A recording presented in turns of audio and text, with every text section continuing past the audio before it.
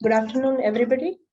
I'm Ranjana Vaidya. I'm going to take you through certain provisions of income tax applicable for the year 21-22. These slides are just for the benefit of you all. We'll just quickly go over all the slides. And if you have any questions, we can take them, you can text them, and we can take them at the end of the session. So hope you all enjoy and really get benefited with this presentation of today.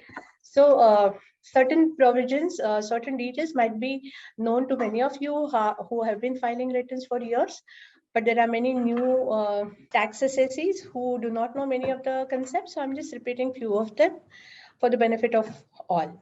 So when you think about income tax or income tax return, it is always filed for a period of time, which is a year starting from 1st of April to 31st of March in India. So whatever income an employee or any individual earns during this period of time gets clubbed and a tax liability is worked out on that, and then the return will be filed on that. So there are different heads of income defined by Income Tax Act. I'll just quickly take you through them. There are 5 heads of income which are defined in the income tax, which are self-explanatory in the nature, like income from salary, income from house property, then income from business and profession, income from capital gains, and any other income which is not covered in all these 4 incomes get covered under other sources. So similarly, if an employee is employed with one or more companies during the year, the income from all such employments get clubbed, and then the tax liability will be worked out and the return will be filed.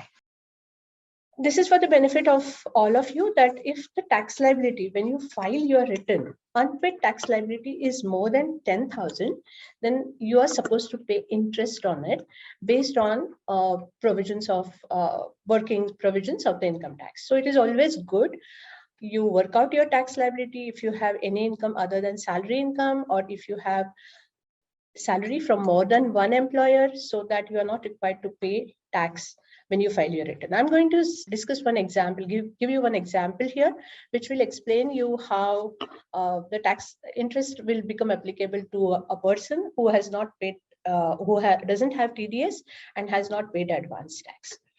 Then, as you know, employer is required to deduct TDS from salary and pay it to the government before 7th of the next month. And the employer also is required to pay interest at 1% if tax is not deducted correctly.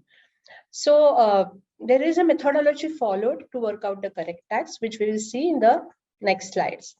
So here, these are the 2 important points which I want to highlight, because we are discussing the salary income. One is, if you are joining more than one organization, then it is always good that you declare your income to the next employer. So your tax liability will be worked out correctly, and you will not be required to pay huge tax at the end. And if you have income other than salary, like rental income or interest income, then generally there will be tax liability when you file the return. So you can declare this income also to your employer to ensure that you don't land up paying interest. Then TDS is a word known to all of you, which means tax deducted at source. So it is an obligatory on an employer to deduct tax and pay it to the government on next before 7th of the next month. So when you talk about TDS, if your taxable salary is above rupees 5 lakhs, then only there will be tax deduction. If it is below 5 lakhs, there will not be any tax deduction.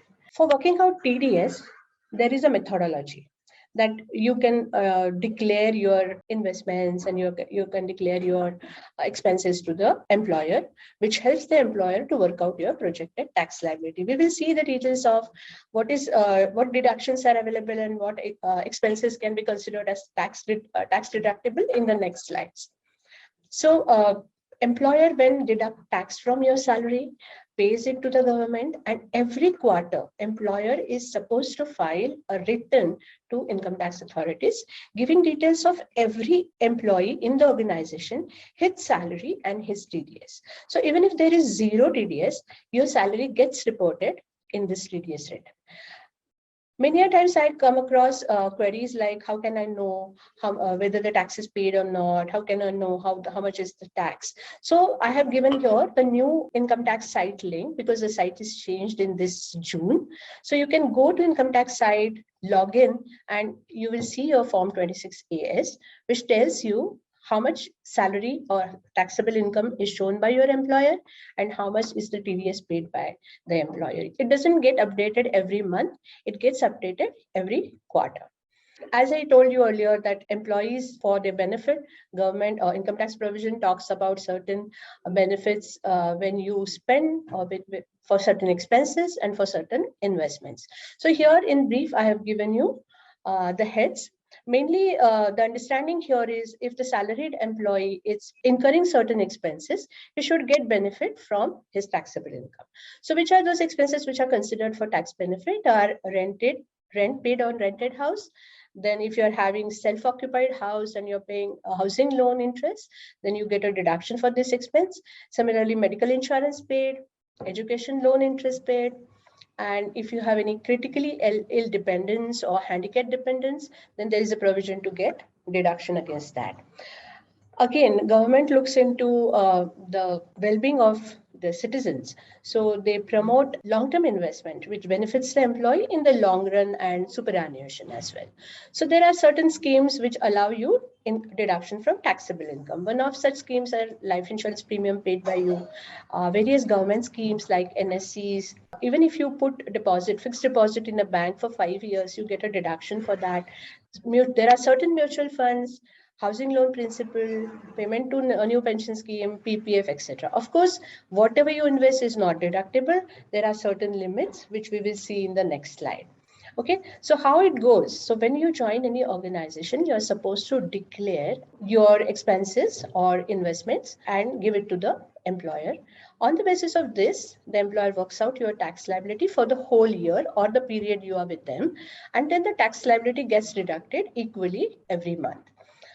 At the end of the year, you are supposed to give proof of all these expenses and investments, and then the tax liability will get finalized. If you fail to do so, the benefit given to you for all these expenses and investment will be reverted, and there will be actually correct tax reduction after giving this effect in the months of February and March. To avoid this, never declare more than what you're planning.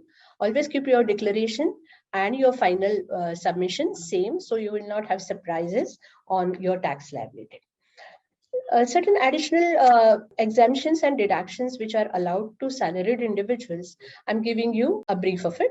One is standard deduction. This is allowed only to salaried people. 50,000 rupees is deducted from your taxable income. NSC, PPF, all investments which we discussed, life insurance premium, they get covered under section 80C, and maximum amount deductible is 150,000. For NPS, new pension scheme, additional 50,000 deduction is available if you contribute 50,000 in this new pension scheme. Similarly, if you are having own house, interest payable is there on housing loan, then you get a deduction of maximum 200,000 from this. And whatever profession tax the employer deducts from your salary, you get a deduction against that. In addition to this, when you are getting house rent allowance and you're paying rent, we are going to see certain illustrations of it at the end of our webinar, because number of times I come across queries where employees ask me, like, I'm paying a rent of 20,000, but I'm getting a deduction of 15,000 only or 10,000 only. So how the benefit is worked out, we are going to see at the end of the session. Then medical insurance premium, a deduction of up to rupees 25,000 definitely you will get if you're covering your parents and any one of them is senior, then 50,000 additional deduction is available to you. When company is taking care of your insurance, it doesn't get added to your salary and doesn't get deducted. Many a times I come across such queries also, that my company is taking care of my company is paying medical insurance for me. So can I get a benefit of that? So since it is not added to your income, it is paid by the company, it is company's expense, so you don't get any benefit for that. When you take any personal policy, you get the benefit of deduction. If you have saving bank account and you're earning interest on it, then there's a deduction available of 10 up to maximum rupees 10,000. However, it becomes tax neutral because you add the income and you take the deduction. If you're a senior citizen, maximum 50,000 can be availed under section 83TB. Interest on education loan also qualifies for this deduction. You get it for 8 consecutive years and only interest is deductible.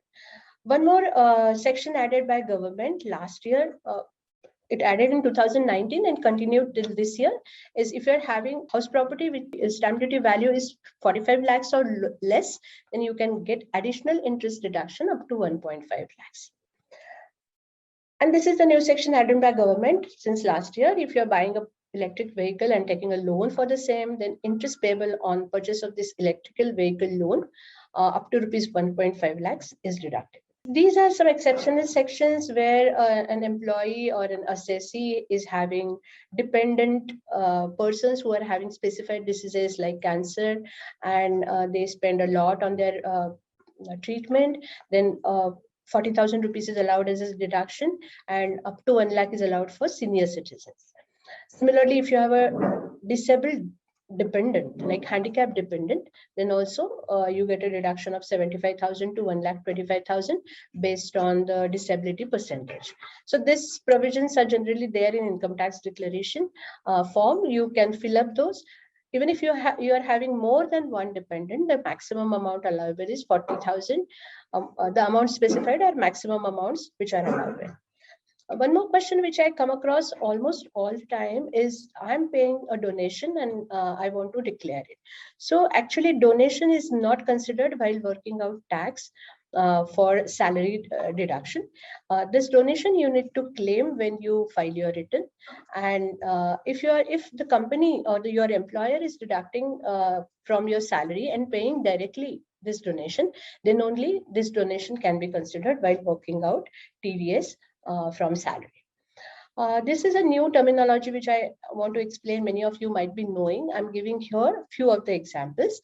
So perquisite. What does perquisite means? Perquisite is the benefit passed on to an employee, either in cash or in kind. So certain benefits I have listed here. Suppose an employee is having interest-free loan from the employer. Then interest which the employee is not paying on such advance or loan is considered as income earned and gets added to the person's taxable income. Similarly, if a person is contributing more than 2.5 lakhs to Provident Fund, then interest earned on this additional contribution gets taxable in the person's hand. It is the new addition by the government last year. Any gifts given to an employee in kind as well as in cash, if it is in kind, about rupees 5,000. If it is in cash, all the gifts get added to taxable income. Similarly, any expenses borne by the company for any employee. It can be anything like a travel of the spouse or some holiday voucher given or any such expenses which otherwise the employee would have borne it, which is borne by the company, then it gets added to the taxable income. If the rent-free accommodation or car is given to an employee, then there is a methodology given how to work out the taxable part of it, and then it gets added to the taxable income of the employee. So these are the basic provisions which gets added or deducted to your tax liability. Since last year, you all must have come across, or even you have declared income to the employer, must have seen that the site asks you whether you want to opt for old regime or new regime. So I'm just going to take you through quickly what is this old regime and what is this new regime. So old regime is the standard tax rates which we have, which I have enumerated here. And the new regime has concessional tax rates. However, new regime is useful or is beneficial only for those who do not want to do any investments or do not have any expenses like housing loan interest or education loan interest or rent, because new regime doesn't allow you to take any deductions from your taxable income. So there will not be any standard deduction, there will not be any deduction for rent paid, there will not be any deduction for housing loan interest, no deduction for Provident Fund contribution, life insurance, no deduction will be given, and directly this tax is worked out on the basis of these rates. So even if you find that this is very, very beneficial, when we look into the illustrations, you will come to know most of the times old regime works out to be a better option. So these are certain provisions which are applicable to salaried employees. We talk about housing loan interest and we talked about rent paid. Actually, housing loan interest is a negative income from house property. And when we talked about ATTTA, that is the deduction available for interest paid, saving interest, then that comes under actually other income. So that's why I initially told them that we are going to touch these three heads of income. One is income from salary, then other income, which is bank interest and its deduction. And third is housing income from house property, which includes negative income. So if you're paying interest on housing loan, then it is considered as negative income from house property. So this is actually the technical terminology of the Income Tax Act. So after this, we are going to see three illustrations just to clarify you whether old regime is beneficial or new regime is beneficial, how to work it out. If you are declaring certain rental income, how you can come to know that how much is the benefit you are going to get from the rent paid. And third is if you are having income from more than one employer, then how you can land up in a situation where you are required to pay huge taxes. So this is first example is having salary from more than one employer. So I have taken a case where the first employment was for 4 months and the second employment was for 8 months. And the employee was having the same salary, 90,000 per month. So if you see here in the first employment, he got 3,60,000. He got a benefit of standard deduction of 50,000 and his income become 3,10,000, which is not taxable or which will have rebate available. Then second employment, again, he got 7,20,000. He provided to the management certain investments done 1,50,000, 1 lakh. With that, his income came to 4,20,000 as taxable income, on which there was a tax of 8,840. And he got the rebate, which is available for income up to rupees 5 lakhs. So finally, there was no tax deduction. So this employee has earned in all 10,80,000. However, there was no TDS from the first employer. There was no TDS from the second employer. Now, when the employee at the end of the year starts filing his return, what happens is his total income gets added. He gets standard deduction benefit only once. Now, because both the employers have given this benefit, he can get it only once. Then whatever declarations are given to the employer, those are considered here as they are. And with that, his net taxable income comes to 7,80,000. Tax on 7,80,000 will be 71,240. Once the income exceeds 5 lakhs, the rebate benefit doesn't remain there. It is only for those who are having income below 5 lakhs. So this 71,240 is the tax liability of this employee, and he will be required to pay interest on it at 1% almost for 16 months because he has not paid any tax. So you can see if he would have declared the first employer's income to the second employer, his liability of 71,240 could have got correctly worked out and could have got paid.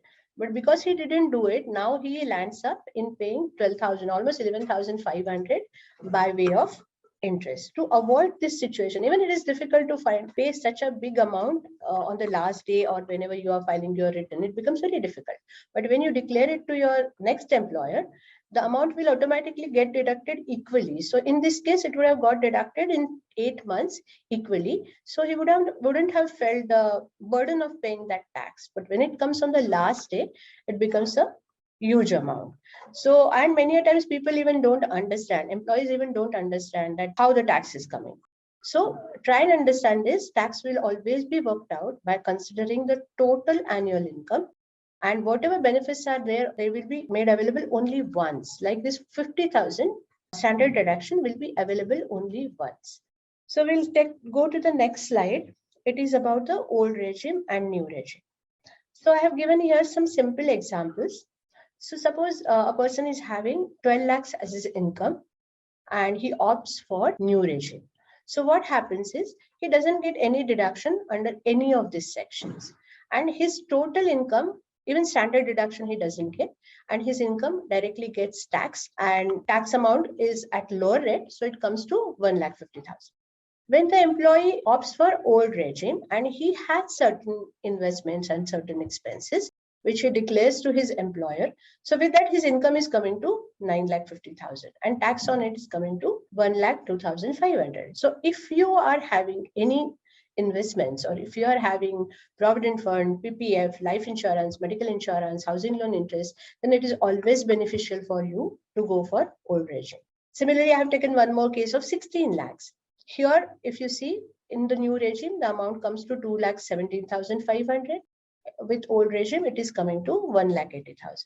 So in short, old regime is beneficial if you have some tax saving expenses and investment. Generally, payroll softwares will have this option when you declare your investments for the first time during the year or when you join any new organization.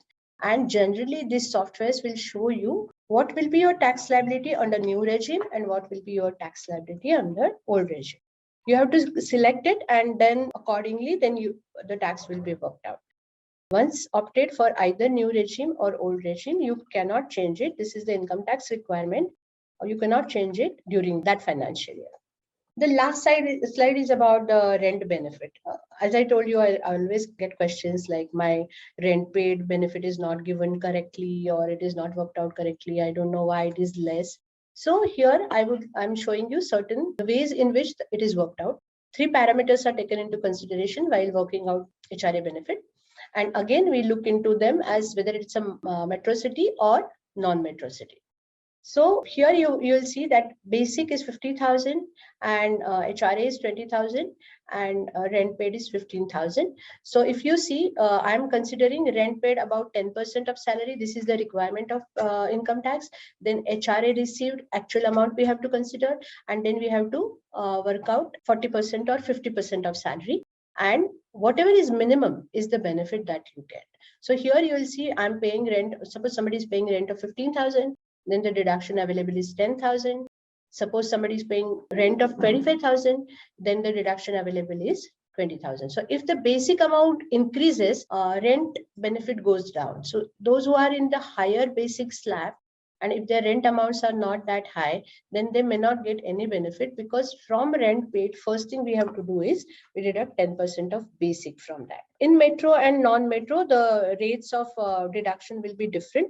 So there are 4 metro cities currently. One is Mumbai, Delhi, Chennai, and Kolkata. If you are having rent above 8,333 per month, then you are requested, you have to provide the PAN of the landlord for claiming this rent bill. So this is all about the presentation, and we can take few questions. Okay, so there's one question for salary below 5, is it profession tax? So as I understand, you mean whether profession tax is deductible if salary is below 5 lakhs. So profession tax is deductible if salary is about 10,000 per month. Income tax is not applicable, or you get a rebate and you don't pay any tax if your taxable income is 5 lakhs. But profession tax is applicable and deductible even if your income is about rupees 10,000 per month. Profession tax gets deducted from your salary. You don't have to pay it separately. So question here is, do I have to pay profession tax? So no, profession tax, if you see your salary slip, it is only 200 rupees and it gets deducted and paid by the employer, and it gets deducted from your taxable income as well. So you are not required to pay any profession tax on your own. So any other question? Reimbursements are taxable. Okay. There are only certain reimbursements which are tax-free. Like currently, because of the COVID situation, internet expenses and telephone expenses are up to certain limit are considered as non-taxable. But other expenses than this all become taxable. Do you have any specific expense in mind? If I'm an individual for this financial year, I go for new regime, but in the next year, if I want to, yeah, that is possible. You only declare for that financial year. So next financial year, you can opt for old regime. See, under old regime, as I showed in the slides, the maximum that you can declare is 1.5 lakhs under 80C, then 50,000 in NPS if you are paying new pension scheme contribution. Then if you have a housing loan, you can get up to 200,000 deduction on interest paid. These are the declarations, and then medical insurance. These are the 4 declarations which generally every employee can have. Then other than that, if you have dependents, handicapped dependents, and you are incurring expenses on them, or any critical ill patients, or if you have educational loan interest, then you can declare the same. In previous employer income, we don't have to give anything for last financial year. This is a good question. I think there's some confusion. We are considering the income for the current financial year, right? So those who have joined in between the current financial year, that is starting from 1st of April 21 to 31st March 22, if you have joined a new organization, then you have to give full and final settlement statement from that earlier organization for the current year. You don't have to give anything for the earlier financial year. So in this year, the full and financial statement will clearly show how much salary is paid to you, what are the benefits given, like any deductions for expenses or investments are given, and how much is the tax deducted. So you can share that full and final statement with company seal and stamp on it. You can send a scan copy and then it can be taken into consideration. Investment in all stocks is taxable. Yes, not investment, income on that. See, I can tell you here whether you earn income from legitimate source or from crypto or from races or anywhere, income becomes taxable. See, currently gains on cryptocurrency is not legal in India, but the income on that is considered taxable. Yeah, that won't be taxable considering current COVID situation. This is just to replace your existing equipment, and that's why it won't be taxed in your hands. Is there any other question? I think the time is up. So we are going to stop the webinar. Thank you so much for all of you. I hope that this was helpful. Feel free to reach to us anytime with any of your questions. I would be happy to answer all of them. Thank you so much.